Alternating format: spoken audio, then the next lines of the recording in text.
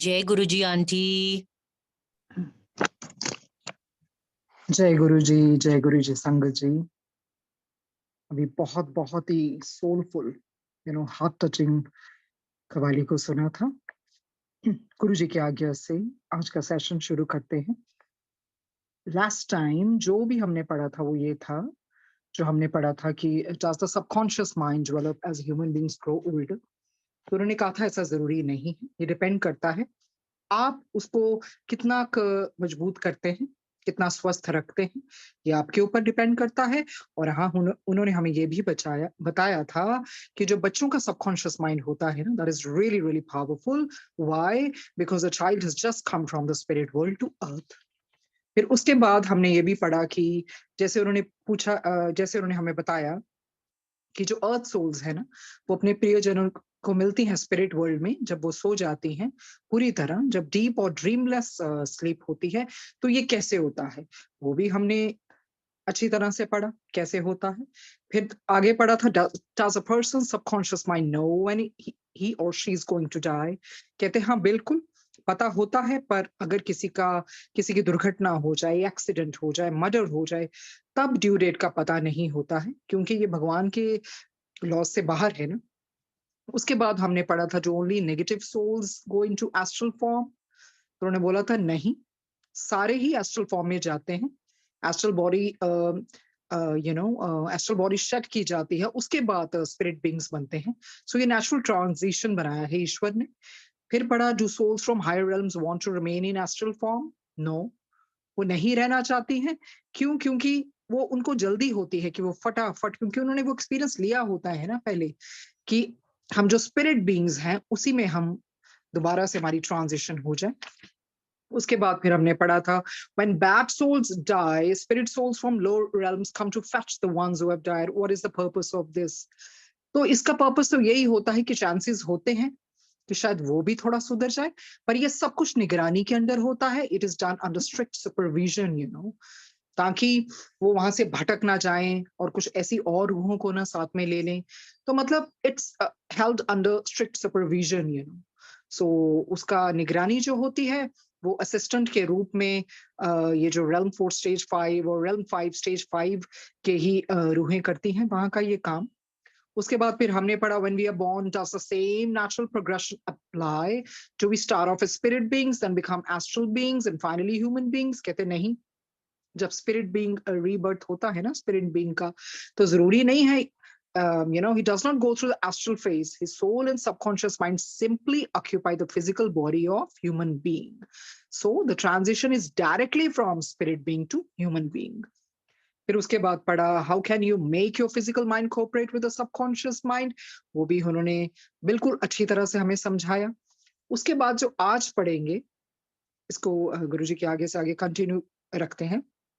कहते हैं the most harmful aspect of the physical mind is that it is habit forming and comfortable with its bad habits. It will say I like being proud, so why change? तो कहते हैं ये जो सबसे नुकसानदायक चीज पता क्या होती है फिजिकल माइंड की, इसको आदत पड़ जाती है। जो जॉन सी भी इन्होंने हैबिट्स फॉर्म की होती हैं उसके यूज टू हो जाते हैं, and then they don't want to change. तो ये फिजिकल माइंड का ये जो एस्पेक्ट इन्होंने बताया है, which can be detrimental also, because we all know that habit is something which we do repeatedly and regularly. So any behavior of action जिसमें हम engage करते हैं लगातार, तो हमारी हैबिट बन जाती है। हाँ, ये जरूर है, good habits promote physical mental wellness, but it's not the same if someone has bad habit. So यही है, habit formation is the process by which behavior becomes automatic हमारा हो जाता है। देखिए हैबिट कुछ भी हो सकती है, some people have habit of gossiping, some people of they have different kinds of habits. So bad habits are not productive, good habits are definitely productive. So यही होता है, अच्छा होता है if we quit bad habits as soon as we can, because उससे क्या होता है, it improves our life as well. So यही उन्होंने बताया है। कहते हैं the most harmful aspect of the physical mind is that it is habit forming and comfortable with its bad habits. क्योंकि वो आदत ऐसी पड़ जाती है, कंफर्ट जोन में आ जाते हैं, उसके बाहर वो निकलना ही नहीं चाहते। तो बहुत उनको आदत पड़ जाती है। हैबिट्स का मतलब ही है when you get habitual of something, because you've been doing it, on daily basis, और वो ऐसी फॉर्मेशन हो जाती है कि आपके बिहेवियर का भी वो एक हिस्सा बन जाती है, और ना चाहते हुए भी, कई बार चाहते हुए ना चाहते हुए आप उसको रोज करने लगते हैं। आगे बोलते हैं, it will say I like being proud so why change, because वही चीज है ना, वो कंफर्टेबल हो जाती है उस बिहेवियर से। वो कहते हैं, अगर मुझे अहंकार है तो मैं इसको क्यों बदलूं? I'm fine the way I am. The subconscious mind is never set in its ways. On the other hand, subconscious mind is not like this. It keeps growing. ये बढ़ता ही जाता है। कहते हैं, you can fool your fellow men and you can fool yourself, but you can never fool the God-given subconscious mind. कहते हैं, आप अपने आसपास के लोगों को पागल बना लेंगे, आप अपने आप को पागल बना लेंगे, पर आप गॉड गिवन जो सबकॉन्शियस माइंड है ना, जो ईश्वर का एक वरदान है हम सबके लिए, उसको आप कदापि पागल नहीं बना सकते। It is the subconscious mind that constantly updates a person's akashic records. इन्होंने हमें पहले भी बताया था, जो हमारा अवचेतन मन है ना, वो ऑटोमेटिकली भगवान ने एक ऐसी वो क्रिया बनाई है कि जो सबकॉन्शियस माइंड है ना, कैशिक रिकॉर्ड अपने आप अपडेट करता रहता है। Human beings believe that God punishes them. कहते हैं, अब इंसान क्या समझता है, छोटी सोच है ना, वो सीमित सोच है। कुछ भी ऐसा चीज होती है ना, तो इंसान समझता है कि मेरा परमात्मा मेरे को पनिश करता है, but no, God never ever punishes. ईश्वर कभी नहीं पनिश करता है। कहते हैं ना, क्यों कर रहा है खुदा से शिकवे गिले, सजा मिल रही है तो गुनाह भी किए होंगे। Because God is merciful, God is forgiving. God never ever punishes anyone. वो हमारे कर्म होते हैं जिसका हम भुगतान करते हैं। जैसे सुखमनी साहिब जी में पढ़ते हैं ना, मन मूर्ख काहे बिललाइए, पूरब लिखे का लिखिया पाइए। तो वही है ना, मन मूर्ख काहे बिललाइए, पूरब लिखे का लिखिया पाइए। सो वही चीज होती है जो पुराने जन्म में जो भी जिसने जैसे कर्म किए होते हैं उसका ही भुगतान करना पड़ता है, और इस जन्म में भी जो हम अपने कर्म ऐसे कर रहे हैं, वो हम आगे जाके अपने लिए बुरे कर्म का वो पूरा भंडार इकट्ठा कर रहे हैं। सो वो कहते हैं, human beings believe that God punishes them, पर ऐसा नहीं होता। The truth is that their own subconscious minds punish them when they go on wrong path, because the subconscious mind knows the nature of their soul. कहते हैं, सच्चाई क्या है, आपका जो अवचेतन मन है वो ही आपको सजा देता है, क्योंकि उसको पता होता है आपने कौन से रास्ते पर आप चल रहे हो, कौन से बुरे रास्ते को आपने अपनाया है, क्योंकि सबकॉन्शियस माइंड को नेचर पता होती है आत्मा की। तो हम किसको पागल बना रहे हैं? लोगों को, अपने आप को। हम ईश्वर को पागल नहीं बना सकते, हम कुदरत को पागल नहीं बना सकते हैं, अपनी आत्मा को पागल नहीं बना सकते हैं, बिकॉज ये सब कुछ रिकॉर्ड हो रहा है ऑटोमेटिकली, सब कुछ, तो ऐसा कुछ नहीं है कि कोई बैठा है आपका लेखा जोखा नोट डाउन करने के लिए। वो पूरा भगवान ने ऐसा नेचुरल वे में, जैसे हम तो कहते हैं ना चित्रगुप्त लिखते हैं, पर वो भगवान की एक बहुत सहज क्रिया है, सबका लेखा जोखा वो लिखा जा रहा है। तो इस करके one should never ever blame God for anything, because God does not punish. On the other hand, God only forgives. इसी के लिए तो गुरु जी ने कहा ना, बख्शन आया है, बख्शवा लो। So your memory of the spirit world and your past lives are simply being blocked because of the physical mind. कहते अब क्या है, जो आपकी यादें हैं स्पिरिट वर्ल्ड की या पुराने जन्म की, उनको ब्लॉक कर दिया गया है आपके फिजिकल माइंड से। डेलिबरेटली ये भगवान ने ऐसा किया है, क्योंकि अगर हमें सारी, अभी कई बार होता है ना, हम इस जन्म में किसी का बुरा करें तो वो ही नहीं सहा जाता। तो अगर आप पिछले जन्मों का अगर आपके सामने वो सारा लेखा जोखा, आगे इस जन्म में आपने ये किया, उस जन्म में आपने ये किया, सो बहुत मुश्किल हो जाएगा जीना। तो वो कहते हैं, the truth is that their own subconscious minds punish them when they go on the wrong path, because the subconscious mind knows the nature of their soul. Your memory of the spirit world and your past lives have simply been blocked from your physical mind. उसको block कर दिया गया है। फिर कहते हैं, your subconscious mind remembers the spirit world, पर आपको बतलाई देते हैं जो आपका अवचेतन मन है उसको पूरी तरह से याद है, पूरी यादें अंदर सजोए हुए है स्पिरिट वर्ल्ड की। जीवात्मा जगत की, and it knows details about each and every life you have lived on earth. उसको सारा कुछ डिटेल में पता है, जितनी भी बारी आप ये धरती पर आपने जन्म लिया है, जितने भी आपने जन्म लिए हैं. But this information cannot be revealed to your physical mind for the following reasons. पर कहते हैं ये जो इंफॉर्मेशन है ना, ये रिवील नहीं की जा सकती, नहीं डिस्क्लोज की जा सकती आपके फिजिकल माइंड को. वो रीजन बताएंगे. सब कुछ पता है सबकॉन्शियस माइंड को, but it doesn't make you diverge in that information, and that has been done deliberately. So they gonna give us the reasons then that why these things have been made like this by God Almighty. पढ़ते हैं क्यों ऐसा होता है, क्यों अब चेतन मन क्यों नहीं बताता है फिजिकल माइंड को, क्यों डिस्क्लोज रिवील नहीं किया जाता है. Number one, if you remember the sins of your past life, those memories will haunt you and prevent you from growing. तो बिल्कुल ठीक कहा है. अगर आपको पिछले जन्मों के आपके पाप याद रहें, तो क्या वो आपको हॉन्ट नहीं करेंगे? You'll have unpleasant memories. You'll be tormented by those, sins which you had committed in the past life. तो ये भगवान ने बिल्कुल ठीक किया है. तो वही चीज है ना, इंसान तो मरा जाएगा फिर इतने पापों को याद करके, इतने गिल्ट फैक्टर के अंदर रह के. फिर उससे क्या होगा? Consequently it will obstruct our growth. हम नहीं बढ़ पाएंगे स्पिरिचुअली, क्योंकि हमें वो यादें हॉन्ट करेंगी बार बार बार बार. They gonna hammer us again and again. इस जन्म में ये पाप किया, उस जन्म में वो किया.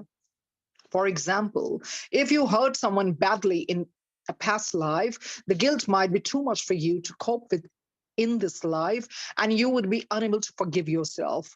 कहते हैं, आपको एग्जाम्पल देते हैं उदाहरण के लिए, कि अगर आपने पिछले जन्म में किसी को बहुत दिल दुखाया है, आपने किसी का बहुत हर्ट किया है और बहुत बुरी तरह से, तो वो ग्लानी रह जाएगी, गिल्ट रह जाएगा. वो इतना ज्यादा होगा कि आप कोप अप नहीं कर पाएंगे इस जिंदगी में. And you would be unable to forgive yourself. और क्या होगा? आप अपने आप को माफ नहीं कर पाएंगे. इसी करके भगवान ने ये क्रिया बनाई है कि जो भी जन्मों में हुआ है, वो आपके फिजिकल माइंड, भौतिक मन को नहीं पता लगना चाहिए. God wants all souls to have a clean slate to start with. देखिए ईश्वर ने कैसा बनाया है. ईश्वर कहते हैं तुम दोबारा से जन्म लो, कोरे कागज की तरह तुम्हें दोबारा से भेजते हैं, तुम दोबारा से अपना भाग्य लिखो. तो देखिए फिर पास्ट लाइफ रिग्रेशन में कैसे याद रहता है. पढ़ा ना, मैनी लाइव्स मैनी मास्टर्स. तो ऐसे ही होता है ना, वो सबकॉन्शियस माइंड में सब कुछ रहता है, ये जन्म वो जन्म. तो अगर किसी को बिल्कुल सच में याद आए, फॉर एग्जाम्पल अगर किसी को पता लगे सो एंड सो जन्म में you have murdered someone, so do you think you'll be able to forgive yourself in this janam?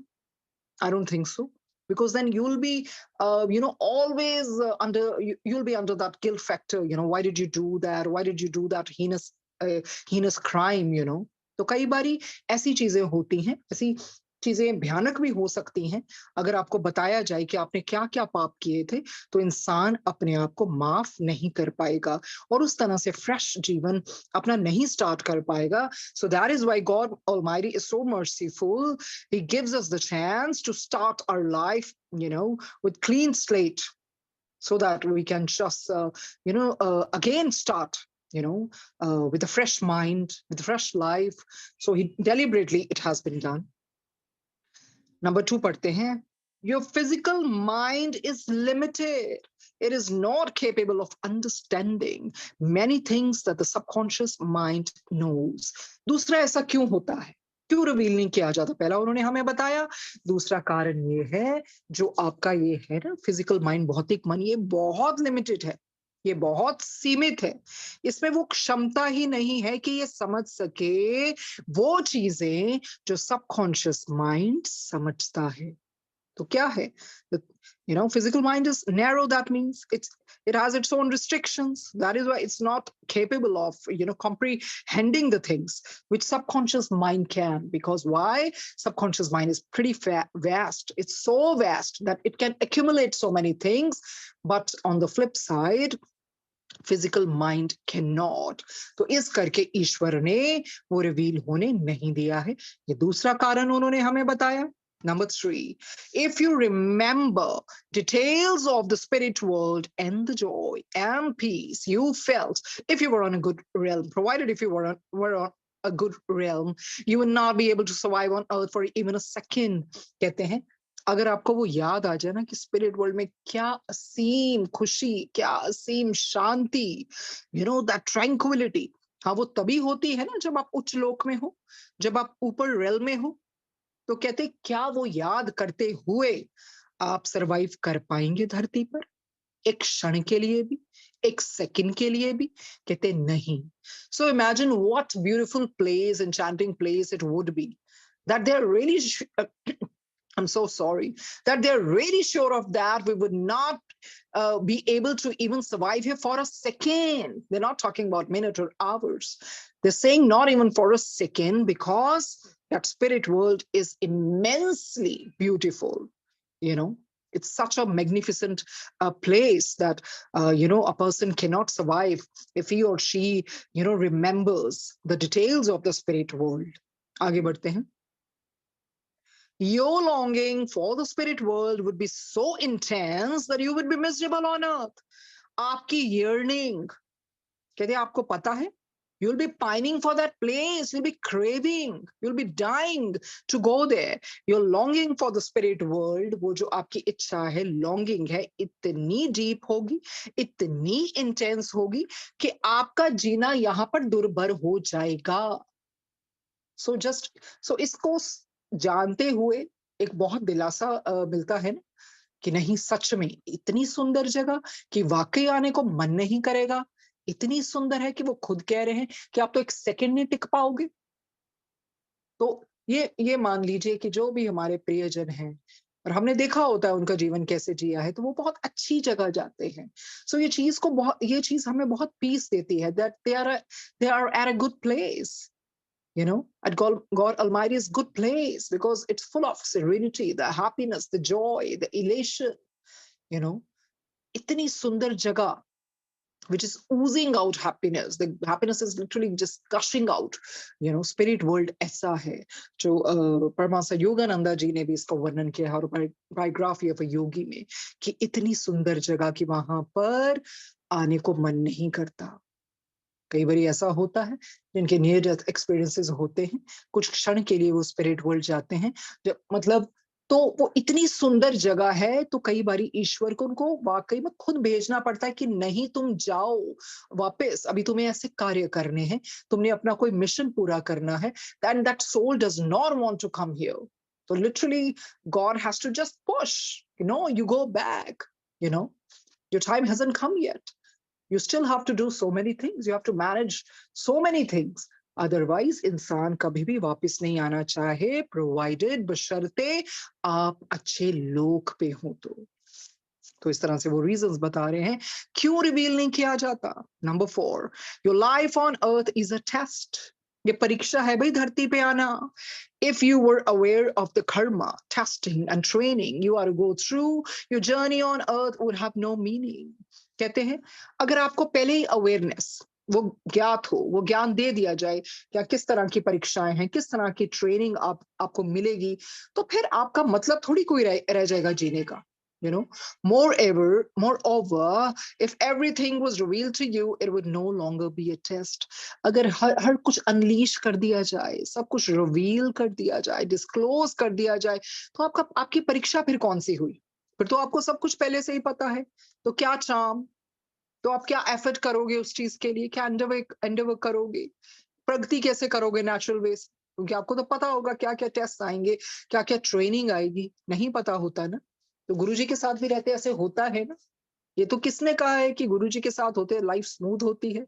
शुरू में इंसान को बहुत कुछ मिलता है, फिर गुरुजी बाद में देखते हैं, कहते ना बेड़ी ते पेड़ वकन झाड़ देंदे ने पूरी तरह, और ਜਿਹੜੇ ਰਹਿ ਜਾਂਦੇ ਨੇ ਫਿਰ ਉਹਨਾਂ ਨੂੰ ਵੀ पूरी तरह मसल के स्क्वीज करके फिर देखते ने कौन टिकदा. तो चीजें लेके शुक्राना करना तो बहुत आसान है. जब जिंदगी में कुछ नहीं मिलता ना, हर तरफ अंधेरा छा जाता है, कुछ पता ही नहीं, तब पता लगता है. कहते हैं when the student is ready ना, the teacher appears, and when the student is fully ready ना, the teacher disappears. और ये सच में ऐसा होता है.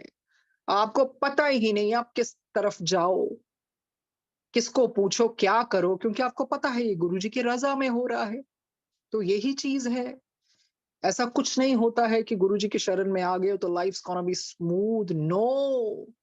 एक ऐसा वक़्त आता है कि आप खाली हो जाते हो, निचुड़ जाते हो, इतना सा भी रस भी नहीं रहता, फिर उस नींबू को भी रगड़ा जाता है। ऐसे ही करते हैं ना पक्के गुरुजी, पूरी तरह से पक्के करना होता है। तो वही बात है, भीड़ तो बहुत होगी, संगत मुट्ठी में होगी फिर। यू आर ऑन अर्थ, आगे बोलते हैं, you are on earth to gain experience and train your spirit to purify your soul to rise higher and higher. आपको धरती पर क्यों भेजा गया है? कि आप एक्सपीरियंसेस लें, उन अनुभवों से आप गेन करें, आगे बढ़े, अपनी स्पिरिट को ट्रेन करें, प्योरीफाई करें आत्मा को। क्यों? To rise higher and higher. अभी हमने पीछे पढ़ा था ना, विस्पियन रथु के पिताजी को वो जो उनकी कजन है, वो अपनी लाइफ क्यों दे गई थी? क्योंकि उसके पास कुछ ज्यादा करने को नहीं था। मोर ओवर उनकी जो स्पिरिट थी वो भी ट्रेन्ड नहीं थी पूरी तरह से। वो ट्रेन स्पिरिट कैसे होती है? जब आपको बहुत तरह के बिटर एक्सपीरियंसेस भी आते हैं, ठोकरें लगती हैं जिंदगी में, बहुत परीक्षाएं ऐसी आती हैं, तो उस तरह कई बार ऐसा होता है, सब कुछ असंभव लगता है, पर फिर एक ही चीज उस टाइम काम आती है, सब्र। और सब्र छोटा मोटा सब्र नहीं होता, बेइंतहा सब्र, बेइंतहा सब्र वो होता है। फिर असली तरीके से जब आपकी स्पिरिट ट्रेन्ड होती है, प्योरीफाई होती है आत्मा, जैसे सोने में, सोना कैसे आग में तप के निखरता है ना, तो ये कही कही बातें नहीं है, ये सच में ऐसा होता है। तो आत्मा को भी, soul has to undergo lots and lots of difficulties, the obstacles and everything. So इस तरह से आत्मा भी प्योरीफाई होती है और तभी ऊपर और ऊपर की ओर जाएगी। If you remembered your previous lives, you would not make the same mistakes again. अगर आपको पिछले जन्मों का सब कुछ याद हो, आपको पता होगा ना आपने कौन कौन सी मिस्टेक्स की हैं, क्या कौन कौन सी कमियां रही हैं, तो फिर आप तो फिर उस मिस्टेक से बचोगे। तो बचेंगे तो फिर क्या? टेस्ट नहीं कहा जाएगा वो। You would not repeat your mistakes because you would be pre-warned, so there could be no real growth. देखिए, आप वो मिस्टेक्स आप दोबारा से नहीं करेंगे, वो गलतियां नहीं करेंगे, और आपको क्योंकि पहले से ही वो चेतावनी मिल जाएगी ना, you would be prewarned. So फिर वो असल तरीके की ग्रोथ नहीं हुई, उसको असल तरीके की ग्रोथ नहीं कहते। अगर किसी को ये बता दिया जाए भी हाँ ये परीक्षा आएगी, तो तुम इसका ये आगे उसका जैसे भी करना होगा ये होगा, तो फिर वो असल तरीके तरीके से परीक्षाएं नहीं आती। वो परीक्षाएं ऐसी आती हैं, it doesn't knock your door. So ऐसी आएंगी कि बंदा मतलब देखता ही रह जाता है, ये हो क्या रहा है, you know so nothing is आपको किसी चीज का भी, you would not be told about anything before. आपको किसी चीज का भी ज्ञात या नॉलेज नहीं दी जाएगी। ये अकस्मात ही भगवान की तरफ से जैसे भी है, उस तरह की परीक्षाएं आ जाती हैं, ताकि वो देखने के लिए कि आप किस तरह से उसका सामना करते हैं, भागते हैं कि टिके रहते हैं। यही तो रियल सरेंडर होता है। फिर आगे बोलते हैं, you would not repeat your mistakes because you would be pre-warned. So there could be no real growth. Your life would be technical. Your choice is robotic, and you would live like a machine. तो क्या होगा? क्या आपकी real growth होगी? नहीं। आपकी life mechanical हो जाएगी, टेक्निकल हो जाएगी, आपकी चॉइसेस रोबोटिक हो जाएगी, जो अंदर फीड किया गया वैसे ही होगा। तो आप अपनी तरफ से फिर थोड़ी कोई एफर्ट करेंगे, and you will live like a machine, machine की तरह हो जाएगा सब कुछ। तो ये नेचुरल ग्रोथ नहीं होता। तो इसी करके बहुत ऐसी परीक्षाएं आती हैं, बहुत कुछ होता है जिंदगी में, बहुत कुछ कुछ पता। कई बार ऐसी ऐसी मुश्किलात आती है जिसके बारे में आपने कभी सपने में भी नहीं सोचा होता, पर ऐसा ही करते हैं ईश्वर। कई सफरिंग हमारे कर्मों की भी होती है, कई सफरिंग हमारे ऊपर डाली भी जाती है प्रभु के द्वारा, हमें देखने के लिए। क्या हम उनको छोड़ देते हैं? क्या आगे बढ़ते हैं? क्या फिर भी शुक्राना कहते रहते हैं? क्या क्रिटिसाइज करते हैं कि कंप्लेन करते हैं? कि जब अच्छी चीजें मिली, देन तो it's very easy to bow down your head and to be in gratitude. असली तो है जब आप खाली हो जाओ, आपको ठोकरें मिल रही हैं, कोई पूछ नहीं रहा, कहीं तरफ से आपको कई बार ऐसा होता है, रोशनी भी नहीं नजर आ रही, फिर भी आप कहते हो ठीक है मालिक, जो तेरी रजा, जो तेरी रजा। तो ये होते हैं असली जो अंत तक रहते हैं। सारे नहीं रहते अंत तक गुरु जी के साथ, ये तो कम रहते हैं जो सिर्फ उनकी मुट्ठी में रहेंगे। तो सबकी जो चीजें पूरी हो जाती हैं, नो बिग डील। इन चीजों से सुन के वो कुछ नहीं होता, क्योंकि वो तो ब्रह्मांड के मालिक हैं, वो कौन सी चीज नहीं दे सकते। ये नजर आया या फिर ये मिल गया, अरे ये तो कुछ भी नहीं है। ये तो है जब कुछ भी नजर नहीं आता, फिर भी वो अंदर में आत्मा में वो ही नजर आते हैं। फिर आप बाहर के लिए कुछ नहीं ढूंढते हो, बस ये होता है। फिर वो अंत तक गुरु जी के साथ जाते हैं, अंत तक। और जिनको गुरु जी को फिर दिखाने की कोई जरूरत नहीं रहती, मतलब फिर मैनू की लोड़ है इन्हू दिखाने की लोड़ ही नहीं हैगी कुछ, क्योंकि इन्हू पता ही हैगा मेरे बारे। सो इस तरह से गुरु जी बताते हैं। आगे बढ़ते हैं। जैसे उन्होंने कहा ना, बाबा फरीद जी ने पिया मिलन की आस, यही बोला ना, दो दो नैना छोड़ देना, चुन चुन खाइयो मांस। देखिए इतनी भक्ति की, क्या रह गया बाबा फरीद जी का? मांस रह गया था सिर्फ। तो कौवे आए ना खाए खाने, कहते कोई बात नहीं खा लो, चुन चुन खाइयो मांस, ये दो नैना रहने देना, दो नैना रहने देना, इन्हें पिया मिलन की आस। तो ये होती है ना भक्ति, बिल्कुल ये भक्ति होती है। कहते मेरा मांस, क्योंकि इत शरीर में वो चर्म मांस तो रह ही नहीं गया था, कौवे आके खा रहे थे, कहते खा लो कोई बात नहीं, बस ये दो नैना रहने देना, क्योंकि मुझे अपने प्रभु से मिलना है। तो इस तरह से बाबा फरीद जी ने खैर तपस्या भी बहुत की, 12 साल तक पत्ते खाए, कुएं में भी लटके रहे, पेड़ों में भी लटके रहे। ये तो कबीर जी ने आके बोला। तो कहते मुझे अल्लाह देखना, कबीर जी कहते मैं अल्लाह हूँ, कहते आप अल्लाह हो। कहते कौन से अल्लाह की बात कर रहे हो? अरे अल्लाह तो फॉर्मलेस है, तो किस चीज के लिए इतना लटक रहा है? तो कबीर जी ने फिर बताया बाबा फरीद जी को। हालांकि बाबा फरीद जी के लिए भक्ति तो बचपन से ही होगी थी ना, सुनते हैं ना शब्द में, उनकी माता जी हमेशा एक शक्कर रखती थी नीचे, क्योंकि उनकी माता जी बहुत पहुंची हुई थी, उनके पिताजी भी। तो उस तरह से उनमें भक्ति भाव डालने के लिए रोज शक्कर रखते थे, because he had a sweet tooth, उनको बहुत शौक था मीठा खाने का। तो एक बारी माता भूल गई, तो फिर भी निकला।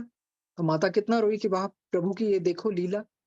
तो इस तरह से फिर माता ने कहा नहीं अब तो तैयार हो गया है, अब तो जाके तपस्या कर। तो उस तरह से बचपन से ही भक्ति भाव डाल दिया गया था। तो तभी से उनका नाम शक्करगंज हो गया।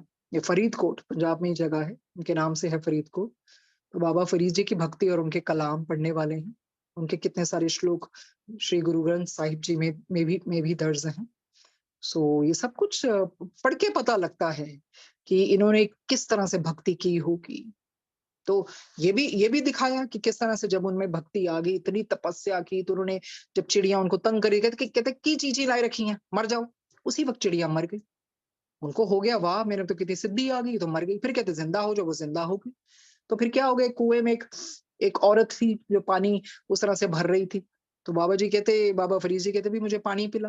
पहले सुना ही नहीं, फिर दूसरी बारी कहा, तीसरी बारी कहा। तो वो घड़े में पानी लेके हवा में उछाल रही थी। तो बाबा जी कहते ये कर क्या रही है? वो कहते 20 कोस दूर ना मेरी बहन का घर जल रहा है उधर। तो कहते 20 कोस दूर चल रहा है, तो इधर पानी हवा में कर रही है, ये कैसे? कहते बाबा ये तुम्हारी चिड़िया नहीं है जो तुम्हारे कहने से मर जाएंगी, तुम्हारे कहने से जिंदा हो गई। तो बिल्कुल सन्न रह गए कि ये कौन सी सिद्ध पुरुष है, मतलब उस रूप में है औरत जिसको सब पता है। कहती मैं ऐसे कुछ सिद्ध विद्ध नहीं हूँ, बस मेरा ये है कि मैं अपने पति की बिल्कुल पतिव्रता नारी हूँ, बिल्कुल सेवा करती हूँ, ना किसी का दिल दुखाती हूँ, ना अहंकार करती हूँ। तो कहने का मतलब भगवान आए होंगे ना उस रूप में, तो जरा सा भी अहंकार नहीं रहने दिया, क्योंकि उनको लगा मैंने चिड़ियों को जिंदा बोला जिंदा हो गई, मैंने बोला मर गई मर गई। तो इस तरह से उन्होंने भक्ति नहीं छोड़ी, बढ़ते ही गए, बहुत तपस्या की। सो इस तरह से ये जब जीवन हम पढ़ते हैं, तो फिर हमें लगता है कि हम उस तरह से तो, मतलब लोग तो बहुत खुश हो जाते हैं ना जब गुरुजी बहुत कुछ दे देते हैं। मजा तो तब आए जब कुछ भी नहीं है आपके पास, खाली, और आपको साथ देने वाला भी नहीं है कोई आपके साथ। फिर ईश्वर अपने साथ अंतिम विच नाल गुरु दी, कोई कोई रहंदा हैगा, कोई विरला ही रहंदा हैगा। तभी गुरु जी ने कहा पीड़ बहुत ਵਧੂਗੀ, संगत मेरी मुट्ठी विच होगी। तो यही है, अगर हम सिर्फ चीजें मांगने के लिए कर रहे हैं तो फिर तो बहुत आसान है। एक्चुअली बहुत बहुत इजी हो जाता है।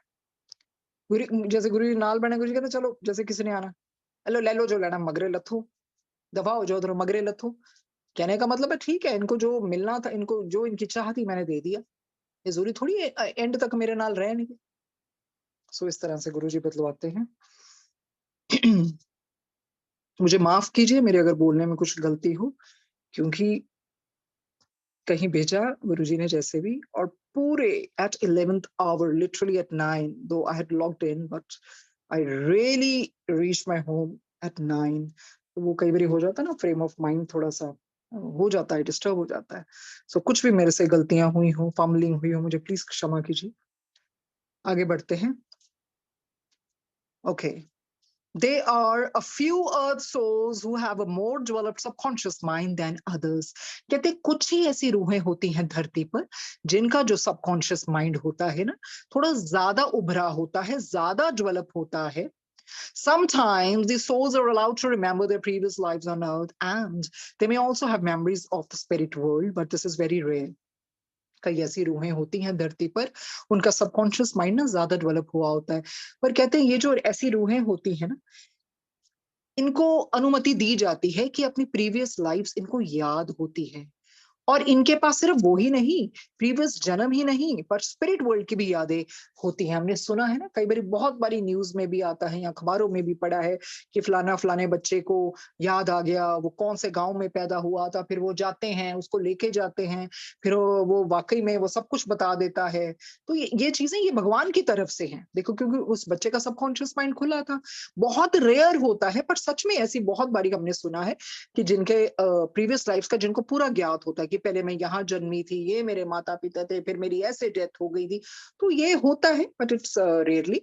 और ब्लेस्ड होते हैं जिनको ये सारा याद होता है। और प्रीवियस लाइफ्स का why the reason is this because the subconscious mind is open.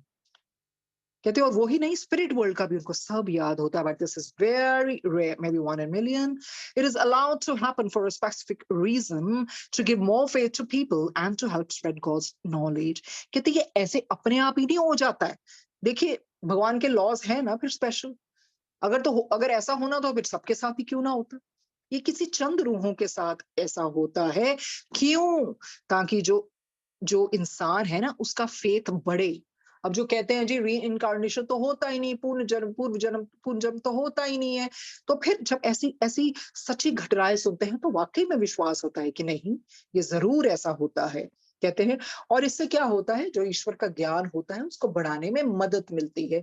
तो ये ईश्वर की तरफ से वरदान मिला होता है जिनको पुरानी यादें, पुराना जन्म और स्पिरिट वर्ल्ड का सब कुछ याद है।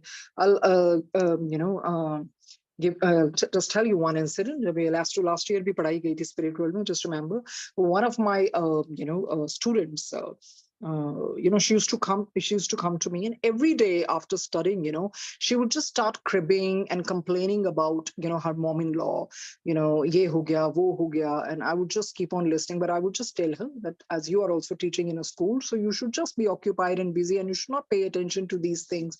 तो फिर उसने एक दिन बोला, यदि मैम मेरे साथ ऐसा हुआ था, मतलब ये बहुत बड़ी बात है अगर उस तरह से बंदा माने तो। शी सेड दैट कि मैंने ऐसे कहा था कि मैं जाऊँगी। अब ये कहाँ से बोला होगा उसने मैं जाऊँगी? स्पिरिट वर्ल्ड से ही बोला होगा ना। कहती मेरे को इतना याद है ऐसी जगह थी, तो जगह ख़ैर उसको इतनी वो नहीं याद थी, पर उसने कहा मैंने कहा मैं जाऊँगी, और कहती उसके बाद कहती मैम मैंने अपने आप को वूम्ब में पाया था। तो जस्ट इमेजिन, मतलब कहती मुझे पूरा याद है, मैंने कहा मैं जाऊँगी, I will go, and after that with the zoom I was in my mother's womb. तो मैंने कहा क्या होता है यही तुम्हारा टेस्ट हो, जिस चीज़ के लिए तुम इतने कल्प रहे हो रोज़, जिस चीज़ का तुम बार-बार बोल रहे हो, मदर इन लॉ ये हो गया, वो हो गया, तो क्या क्या पता तुम यही टेस्ट क्लियर करने आई हो। हो सकता है maybe in previous life you did something wrong to her. So it's better, to be occupied and just take things with a pinch of salt. Matlab, she had a very very bad habit. Every day she would just blabber about her, and she would just keep on complaining, and criticizing her. So यही बोला कि ऐसा नहीं बोलना चाहिए तुम्हें, या तुम अपने कर्म क्यों खराब कर रहे हो, निंदा नहीं करनी, जो जो करता है ठीक है, अपना मस्त हो जाओ, यही है। सबसे अच्छी बात होती है ज़िंदगी में मस्त हो जाना।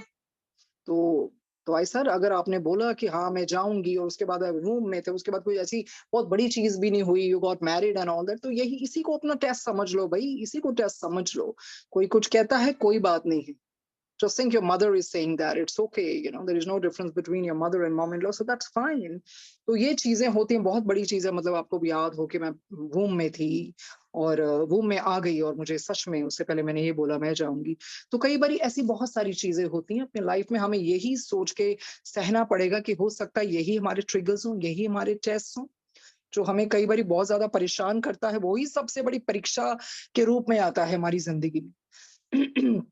कभी गुरुजी ने भी ये कहा ना, जो सह गया वो रह गया। Of course it doesn't mean that आपको इविल को सहना है, पर कई बार ऐसे कोई रिश्ते इस तरह से आपकी जिंदगी में आ जाते हैं, आपको सहना ही पड़ता है। एक मुझे और याद आता है, किसी लेडी ने ऐसे ही कहा था कि मैंने जब पास्ट लाइफ रिग्रेशन करवाया था, because she was really upset with her husband and all that, तो पास्ट लाइफ रिग्रेशन में जो भी उसको ऐसे नजर आया पिछले जन्म में भी थे, तो वो बाबा को बहुत मानती थी। तो बाबा ने इसको कहा, इसको तेरी जरूरत है, तू इसको नहीं छोड़ेगी। तुम लोग हर जन्म में मिलते थे, हर जन्म में तुम बिछड़ जाते थे। अगर तुम अब भी इसको छोड़ दिया तो ये तेरे को दोबारा से मिलेगा, तो तूने इसको नहीं छोड़ना।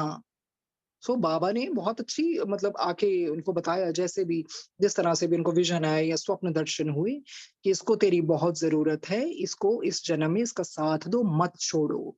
तो हर चीज का कारण होता है, तो वही चीज है, जिंदगी है ही ऐसी है, जस्ट लाइक अ रिडल। कई बार हमें कुछ ही नहीं पता होता कौन किस रूप में आया है, तो यही है। तो गुरबानी और इस स्वाध्याय से ये होता है, इंसान को एक स्ट्रेंथ मिल जाती है, आप फिर इन चीजों से थोड़ा ऊपर उठ जाते हैं। कोई कुछ कह भी देता है ना, आप ज्यादा ध्यान नहीं देते, you know why, you don't take things to your heart because you then discover the real purpose of coming on earth.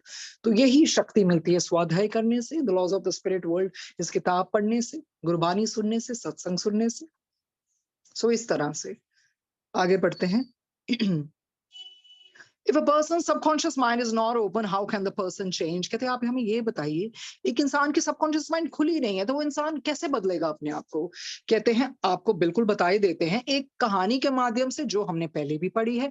Let us take the story of Surdas as an example। एक उदाहरण तौर पे हमने पढ़ी थी ना पीछे सूरदास की कहानी। सूरदास भी तो यही कह के आया था ना कि मैं सुधरूंगा ताकि मैं नीलू के साथ मिल सकूं। In his case because of his evil actions his subconscious mind had gone to sleep. हमने देखा ना सूरदास कितने भयानक कर्म करने लग गया था, कितने गलत पुठे रास्ते पर चला था। उससे क्या हो गया था? एज अ रिजल्ट उसका सबकॉन्शियस माइंड सो गया था। He needed a physical jolt which came in the form of a car accident to wake him up. हमने देखा ना, फिर जब नीलू ने मदद ली तो ऊपर हाई गुड सोल ने क्या कहा था, ठीक है नीलू तुम प्रार्थना कर रही हो, तुम्हारा प्यार भी हमें पता लग गया है सच्चा है, पर अब जो हम करेंगे ना उसमें तुम दखल अंदाजी नहीं करोगी। नीलू तो यहां तक मान गई थी कि ठीक है इनके इनके लिए मैं नीचे चले जाऊंगी, बिकॉज उसने देखा ना मोहनदास की जब उसने हेल्प ली तो मोहनदास भी नीचे वो वाले कर्म करने लग गया कि नीचे लोग उसको मिलना था, तो उसको कितनी गिल्टी होने लग गई थी नीलू को। तो ये फिजिकल जोल्ट उसको मिलना ही मिलना था। कैसे आया था?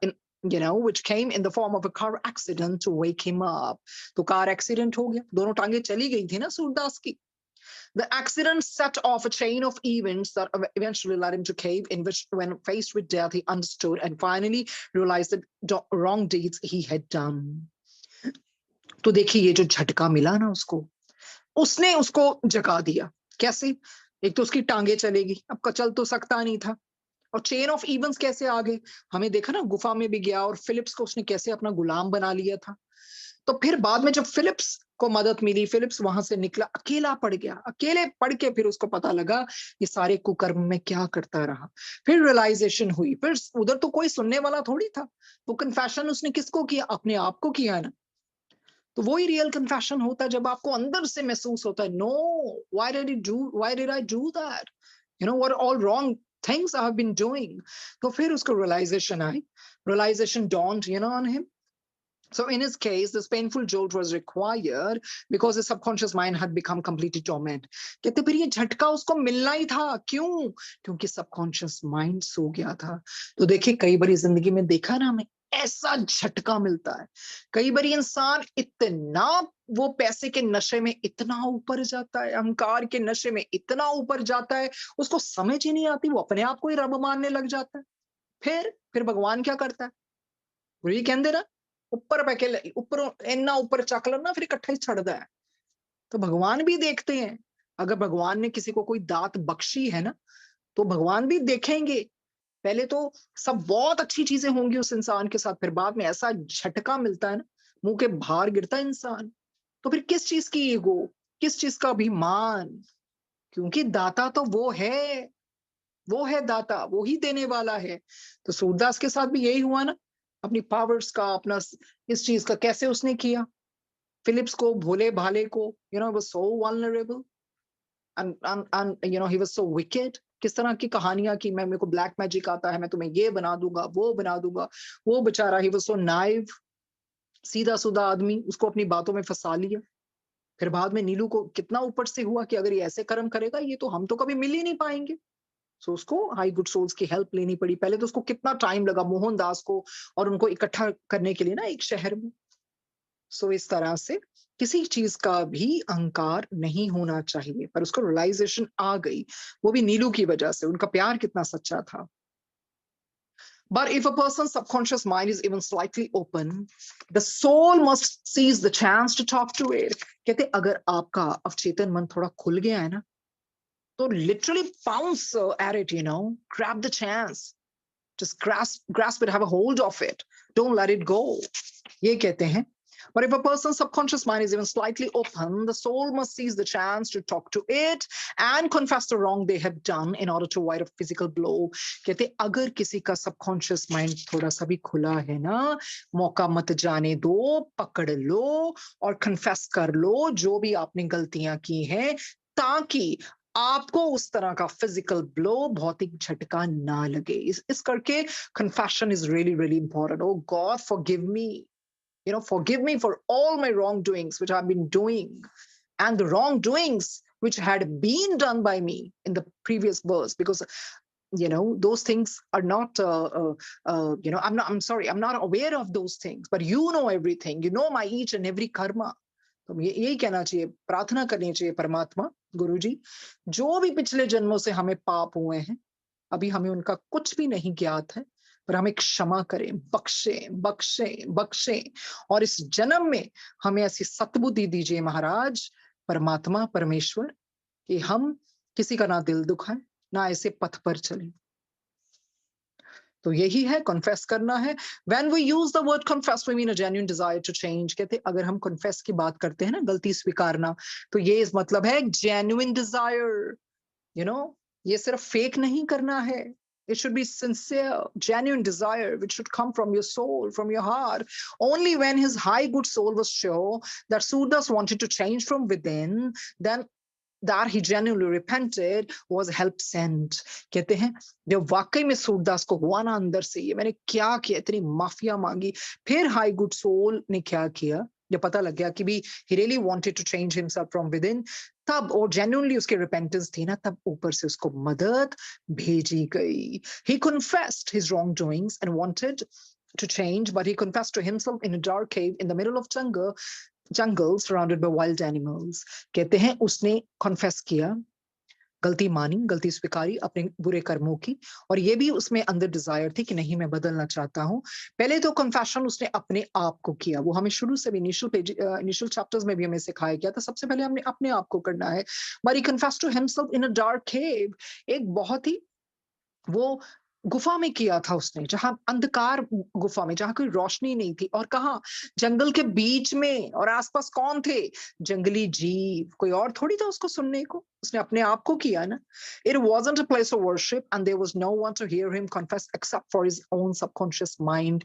कहते वो तो देखिए ऐसी कोई जगह भी नहीं थी कि जहां पर पूजा पाठ हो सके, कोई मंदिर वाली जगह नहीं थी, not even a pious place, वहां कोई सुनने को नहीं था उसका जो कन्फेशन था. सिर्फ कौन सुन सकता था, his own subconscious mind. On earth, there is a wrong notion that if you confess to a priest, your sins will be forgiven. वो उन्होंने हमें पहले भी बताया था, कहते इतनी गलत नोशन है ना धरती पर कि अगर आप किसी पंडित या किसी प्रीस्ट या किसी भी उस रिलीजियस इंसान के सामने अपने पापों की माफी मांगेंगे तो आपको वो माफी मिलेगी। कहते ये नहीं होता, ये नहीं होता। हमें दिखाया जाता है ना प्रीस्ट के आगे कन्फेशन किया जाता है, चलो ये जरूर होता है आपका भार हल्का होता है, but nobody can forgive you except God. This is absolutely false. The priest has no power to forgive you. The priest is after all a human being himself. तो कहते priest कौन है आपको माफी देने वाला? वो भी तो आपकी तरह एक इंसान ही है ना? He is not God. तो who is he to forgive you? हमें उन्होंने बताया था ना, he may be more sinner than us. कहते हैं if the priest of spiritual knowledge, he can surely guide you. पहले बोलते हैं the priest has no power to forgive you. The priest is after all a human being. If the priest of spiritual knowledge, he can simply guide you. देखिए ठीक है, priest के पास spiritual knowledge होती है, ज्ञान होता है आध्यात्मिक, और वो सिर्फ आपका मार्गदर्शन कर सकता है, गाइड कर सकता है और कुछ नहीं। But please understand that when you're confessing, it means you're admitting to your own subconscious mind that you've done wrong and are asking for help to change. आपको बता देते हैं, आप ये समझिए, जब आप कन्फेशन करते हैं ना, इसका मतलब यही है कि आप अपने सबकॉन्शियस माइंड के साथ कर रहे हैं और एडमिट कर रहे हैं और ये मान रहे हैं कि आपने ये गलती की और अब आप आगे से बदलना चाहते हैं। So it's better, if you confess to yourself rather than doing confession to some priest or to some religious person, because nobody has the power to forgive you except God Almighty. और आप जो भी आप अपने आप से कर रहे हैं, आपका सबकॉन्शियस माइंड सब कुछ सुन रहा है, आपकी अंतरात्मा सुन रही है सब। Even the word repentance is grossly misunderstood on earth. कहते ये जो repentance है ना, पश्चाताप, इसको भी बहुत इसका गलत अर्थ निकाला जाता है, Repentance does not only mean being sorry for one's actions, it means truly changing and rectifying the wrong you have done and never repeating mistakes. आपको बता देते हैं being remorseful, to have the penitence. Repentance क्या है? ये सिर्फ ये नहीं है कि माफी मांग ली और हो गया काम। इसका मतलब है कि हमने अपने आप को बदलना है और अपनी जो ये गलतियां हैं उसको सुधारना है और उसको दोबारा से नहीं करना है।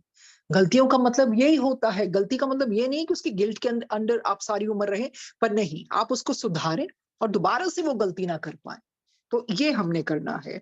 The choice to improve as a human being can come only from within a soul. तो ये आत्मा से ही आती है वो इच्छा सुधरने की। No one can force that soul to rise spiritually, even though it is for that soul's own good. कहते हैं कोई जबरदस्ती थोड़ी कर सकता उस आत्मा को किस तरह से स्पिरिचुअली राइज करना है, चाहे वो आत्मा के अपने के लिए अच्छा हो। इसी करके ईश्वर ने क्या बनाया है? Free will. This is the law of free will. एक स्वतंत्र इच्छा ये सबको दी है भगवान ने, फ्री विल। आप गुरुजी की शरण में आ गए, एक एक चीज ये मत याद रखना गुरुजी आपको कराएंगे, बहुत चीजें ऐसी आएंगी जहां पर आपको अपनी फ्री विल का उपयोग करना पड़ेगा। अगर आपका सबकॉन्शियस माइंड ओपन है अच्छी तरह से, आपको सोझी है, बिल्कुल उनकी कृपा से आती है, पर फ्री विल को भी देखते हैं गुरुजी कहते हैं कि नहीं मेरी मेहनत कर्म थोड़ी इंटरफेयर कर दे, आपको गाइडेंस देंगे, चेतावनी देंगे, किसी ना किसी जरिए से आपको बचाएंगे, पर अल्टीमेटली फ्री विल आपकी होगी। This is the law of free will. Also God's helpers have the power to know if that soul truly wants to improve. जो ईश्वर के अपने मददगार है ना, उनके पास वो शक्ति होती है, वो जान सकते हैं क्या ये आत्मा वाकई में सुधरना चाहती भी है कि नहीं। That is from the spirit world. Spirit souls can determine the weakness or strength of souls resolve to change. कहते हैं जीव आत्मा जगत से ही ये जो स्पिरिट वर्ल्ड वाले होते हैं, स्पिरिट सोल्स होती हैं, वो वहां से अंदाजा लगा देती हैं इंसान की वीकनेसेस, कमजोरियां, स्ट्रेंथ, उसकी शक्तियों को भी। क्या इंसान बदलना चाहता भी है कि नहीं, क्या दिखावा कर रहा है? तो वो सब कुछ देखते हैं ऊपर से, वही जेन्युइन डिजायर बार बार इस किताब में मेंशन किया गया है। जेन्युइन डिजायर, सिंसियर डिजायर होनी चाहिए बदलने की। The key to spiritual progress is a genuine desire to change. Spiritual progress की चाबी क्या है असलियत में, उसकी कुंजी क्या है?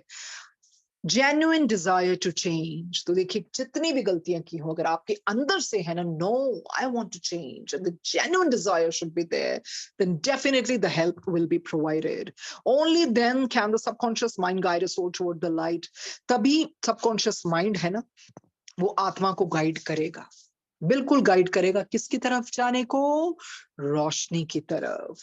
सो वही है, यही सीखा है, यही गुरुजी ने सिखाया है। ठीक है, पश्चाताप होता है, पर पश्चाताप का मतलब ये थोड़ी है सॉरी कह दिया और फिर दोबारा से वही चीजें करते जाए। वो तो फिर मतलब मिस्टेक्स होती हैं, बिल्कुल होती हैं, because human beings are not perfect. पर जो मिस्टेक्स हम जानबूझ के फिर दोबारा से कर रहे हैं, फिर वो पाप ही बन जाएगा ना। चलो जाने अनजाने में कुछ हो गया, उसकी माफी मिल जाएगी, पर एक बार ही होगी, उसको बार बार दोहराई जा रहे हैं। इम्प्रूव करना चाहिए उसके ऊपर, इम्प्रूव करके, और यही कि परमात्मा दोबारा से हम ये गलतियां ना कर सकें। तो वही कहते हैं ना, ईश्वर मेरी यही प्रार्थना है, इतनी मेहरबानी मुझ पर बनाए रखना, जो रास्ता सही हो उसी पर चलाए रखना। तो गुरुजी तो मेहरबानी करते हैं बहुत बारी, पर इंसान ऐसा है अपनी फ्री विल का दुरुपयोग करता है। ताइता गुरुजी के अंदर ना लोकर राम खिलो ना जाना, फायदा उठाते हैं, फायदा उठाते हैं, सोचते हैं गुरुजी उस चोले में नहीं है तो नहीं देख रहे हैं। गुरुजी ने नियम बना दिया है, वो नियम बनाया हुआ है, लॉज ऑफ स्पिरिट वर्ल्ड में लिखा है, बिल्कुल सत्य लिखा है। सब कुछ रिकॉर्ड हो रहा है आपके अंडर, सबकॉन्शियस माइंड के अंडर, आपकी आत्मा सब कुछ रिकॉर्ड कर रही है। तो कोई भी ना, nobody is tapping on your karmas. Automatically it's happening through your soul, through your subconscious mind. So be aware. आगे बढ़ते हैं। How does one open the subconscious mind? Subconscious mind कैसे खोला जा सकता है? कहते हैं the most important thing for a human being to do in order to progress spiritually is to open the subconscious mind. कहते हैं सबसे इंपॉर्टेंट चीज पता है क्या है इंसान की? कि जब अगर उसने अपना स्पिरिचुअली प्रोग्रेस करना है, अपने अवचेतन मन को खोले। अब वो बताएंगे कैसे खोल सकते हैं। Here are a few things you can do to open your subconscious mind. तो couple of चीजें, couple of things they've guided us that we can follow so that we can open our subconscious mind. Number one, pray. ये तो सबसे पहली है, प्रार्थना। प्रार्थना, ask God to help you to open your subconscious mind. प्रार्थना कीजिए परमात्मा से, परमात्मा सही रास्ते चलाए रखना। तई कहते ना कि साडी बात तुसी फड़ लो, तो फिर ए लुबाई मन वस्तुआं मेरा की करनगियां, जो परमात्मा खुद बाह फड़ लेंदा है। ता कहते प्रे, प्रार्थना कीजिए कि परमात्मा मेरा सबकॉन्शियस माइंड खुला रखे, खुला रहे। Oh dear God Almighty, lead me to your good ways. परमात्मा मुझे अच्छे सही रास्ते चलाए रखना। Make me do the right things. मैं सही चीजें करता रहूं। Help me throw away any wrong desires or feelings I have. मेरी मदद कीजिए, जितनी भी गलत इच्छाएं हैं, गलत फीलिंग्स हैं, वो मैं सब फेंक दूं, जो भी मेरे अंदर है। गिव मी योर विजडम, मुझे समझदारी देना, मुझे ऐसी सोची देना। Show me your lighted path, मुझे वो रोशनी का रास्ता दिखाना। Help me awaken my subconscious mind so that it never lets me do wrong. मेरी मदद कीजिए परमात्मा कि मेरा अवचेतन मन जागे रहे, ताकि मैं कुछ गलत चीज ना करूं। Oh God almighty please help me. परमात्मा परमेश्वर मेरी मदद कीजिए। तो हमें ये रोज ही प्रार्थना करनी चाहिए, परमात्मा वो मुझे रास्ता दिखाना, रोशनी की ओर जाए, गलत चीजें ना अपनाए। कभी भी गलत थॉट्स भी आए तो हम इसको उखाड़ के फेंक दें। Number two, blank your mind. कुछ देर के लिए ब्लैंक कीजिए, उन्होंने हमें पहले भी बताया था, इसमें लिखा भी है, refer to how to blank your mind on page 198। हमें उन्होंने बिल्कुल बताया था कैसे अपने माइंड को थोड़ा सा ब्लैंक करना है, खाली करना है। You should have no thoughts whatsoever. किसी तरह के विचार नहीं होने चाहिए। Your mind should be absolutely blank, पूरी तरह से खाली होना चाहिए। If any thoughts enter your mind, let them pass on their own. अगर कोई विचार आ भी जाए तो अपने आप उनको जाने दीजिए। Do not struggle to get rid of them और इंडल्ज देम। आपने अपनी तरफ से कोई जद्दोजहद नहीं करनी, कोई स्ट्रगल नहीं करना है ताकि उससे आपका छुटकारा हो। Blank your mind for no matter than 2 minutes in places where the vibrations are positive. कहते हैं उस जगह पर अपने माइंड को सिर्फ 2 मिनट के लिए ब्लैंक कीजिए जहां पर आपको लगता है ये जगह स्वच्छ है, यहाँ के वातावरण अच्छा है, यहाँ की तरंगे, यहाँ की वाइब्रेशन सकारात्मक है, पॉजिटिव है. Intuitively try to feel if the place has positive or negative vibrations. तो intuitively, intuition से आप थोड़ा उसको महसूस कीजिए किस जगह पर पॉजिटिव वाइब्रेशन है कि negative. In places where the vibrations are negative, do not blank your mind. तो जिस जगह पर आपको वाइब्रेशंस तरंगे नेगेटिव मिले ना, नकारात्मक, वहां पर आप बिल्कुल भी खाली मत कीजिए more than a minute. Blank your mind only between sunrise and sunset. तो उन्होंने बताया भी है कब ये अपने मन को खाली करना है. ये जो सूर्य उदय और सूर्य अस्त का जो समय होता है ये तभी करना है. वो उन्होंने बताया है पेज 198 में भी. उन्होंने हमें पहले समझाया था किस तरह से ब्लैंक करना है, 2 मिनट से ज्यादा नहीं, ताकि कुछ और एनर्जीज आप पे कुछ भी हावी ना हो सके. तो उस तरह से खाली कर सकते हैं. Number 3, talk to your subconscious mind. आप अपने अवचेतन मन से बात करें.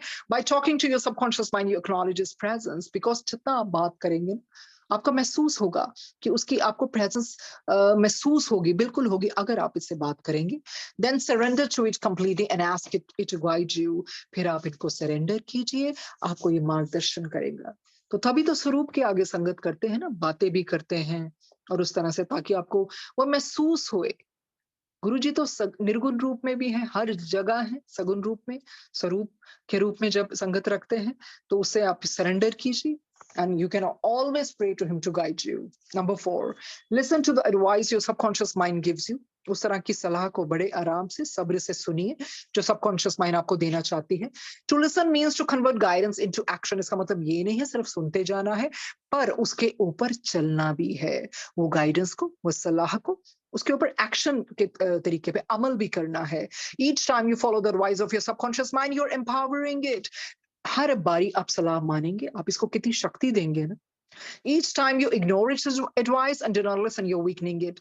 हर बारी अगर आप उसकी सलाह को नहीं मानेंगे, इग्नोर करेंगे, तो आप उसको कमजोरी के रास्ते पर ले जा रहे हैं, सुलाने के रास्ते पर ले जा रहे हैं, आप उसको कमजोर कर रहे हैं. Number 5, control your physical mind. Tell it you are its master, not its slave. देखिए अपने जो भौतिक मन है ना, उसको वश में कीजिए, कंट्रोल कीजिए और उसको बताइए कि आप मास्टर है ना कि वो. और माइंड क्या है? स्लेव. माइंड आपके कहने पे चलना चाहिए, ना कि आप माइंड के कहने पे चले. क्योंकि अगर माइंड मास्टर बन गया, it's gonna ruin your life, simply. आपकी life it's gonna go haywire.